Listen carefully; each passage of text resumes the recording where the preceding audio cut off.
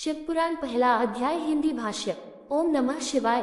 एक समय की बात है, महर्षि वेदव्यास जी के परम शिष्य श्री सूत जी, जिनको उन्होंने संपूर्ण वेद पुराण और ब्रह्म ज्ञान का उपदेश दिया था, वे नैमिषारण्य के पवित्र वन में तपस्या कर रहे थे। वहाँ अनेक ऋषि मुनि भी एकत्रित थे और सभी चिंतित थे कि इस संसार में धर्म का पतन हो रहा है।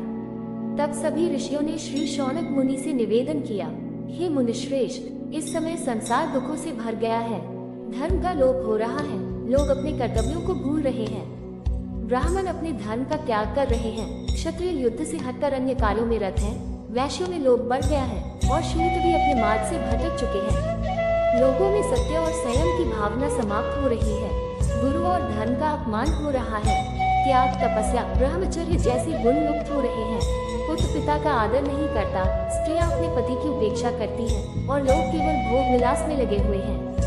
इस प्रकार धर्म का नाश होता जा रहा है। हे महर्षि, हमें ऐसा मार्ग बताएं जिससे हम इस पतित युग में भी आत्मा की रक्षा कर सके और मोक्ष प्राप्त कर सके।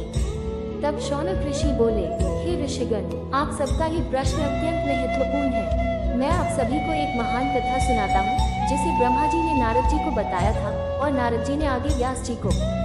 ये शिवधर्म की पवित्र और कल्याणकारी कथा है, जिससे समस्त पापों का नाश हो जाता है।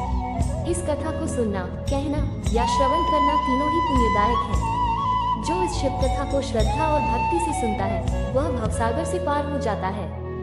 इस कलयुग में जब धर्म का पतन होगा, तब शिव का स्मरण, शिव धर्म का पालन और शिव की शरण ही जीवों का अंतिम आश्रय होगा।